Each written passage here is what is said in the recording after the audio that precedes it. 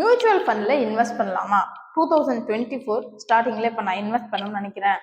ஆனால் இன்வெஸ்ட் பண்ணலாமான்னு எனக்கு தெரியல. ஒரு 6 months லேட்டர் இன்வெஸ்ட் பண்ணலாம். ஏன்னா இப்போ எலெக்ஷன்லாம் வரப்போகுது, யார் வின் பண்ண போறா, அதனால மேபி எல்லா மார்க்கெட்லாம் டவுன் ஆகுமா அப்படிங்கிற கவலையில இருக்கீங்க அப்படின்னா கண்டிப்பா இந்த வீடியோ பாருங்க, உங்களுக்கு கிளாரிட்டி கிடைக்கும். ஓகே, அதுக்கு முன்னாடி நம்ம சேனலை ஃபாலோ பண்ணாதவங்க ஃபாலோ பண்ணிக்கோங்க. இந்த வீடியோ பிடிச்சிருந்தா ஒரு லைக் பண்ணிட்டு உங்க ஃப்ரெண்ட்ஸுக்கு ஷேர் பண்ணுங்க. 2024ல நான் மியூச்சுவல் ஃபண்ட்ல இன்வெஸ்ட் பண்ணணும். எலெக்ஷன் வருது, இப்போ நான் இன்வெஸ்ட் பண்ணா லாஸ் ஆயிடுமா அப்படின்னு. ஃபர்ஸ்ட் நீங்க மியூச்சுவல் ஃபண்ட்ல இன்வெஸ்ட் பண்ண போறீங்க அப்படின்னாலே லாங் டேர்முக்கு தான் இன்வெஸ்ட் பண்ண போறீங்க. ஒரு 5 years 6 years 7 years அந்த மாதிரி தான் இன்வெஸ்ட் பண்ண போறீங்க. எலெக்ஷன்ல யார் வின் பண்ணாலும் மார்க்கெட்டுங்கிறது பெரிய லெவலெல்லாம் கிராஷ் ஆகவே ஆகாது. அவங்க வின் பண்ணா அவங்க வின் பண்ணிட்டு போயிடுவாங்க. அதுக்கப்புறம் மார்க்கெட்டுங்கிறது நார்மலைஸ் கண்டிப்பா ஆகிடும். சப்போஸ் இப்போ நீங்க இன்வெஸ்ட் பண்ணணும்னு ஒரு அமௌண்ட் சேர்த்து வச்சிருப்பீங்க, ஜனவரியில இப்போ நான் இன்வெஸ்ட் பண்ணணும்னு.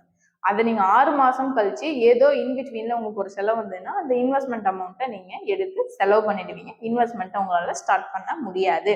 இன்வெஸ்ட்மெண்ட்டை சப்போஸ் நீங்க இப்போ ஸ்டார்ட் பண்ணிடுறீங்க அப்படின்னா கண்டிப்பா அதுவும் சூப்பரான இன்வெஸ்ட்மெண்ட் பிளான். மியூச்சுவல் ஃபண்டை பொறுத்தளவுல எது அப்படின்னு கேட்டா எஸ்ஐபி, சிஸ்டமேட்டிக் இன்வெஸ்ட்மெண்ட் பிளான் நீங்க பண்ணா சூப்பரா மந்த்லி நீங்க ஒரு 5,000 இல்ல 6,000 சேவிங்ஸ்க்காக இன்வெஸ்ட் பண்ணீங்கன்னா கண்டிப்பா உங்களுக்கு 7 years 5 yearsக்கு அப்புறம் ரிட்டர்ன்ஸ்ங்கிறது நல்லாவே 100% கிடைக்கிறதுக்கான பாசிபிலிட்டிஸ்ங்கிறது ரொம்பவே அதிகம்.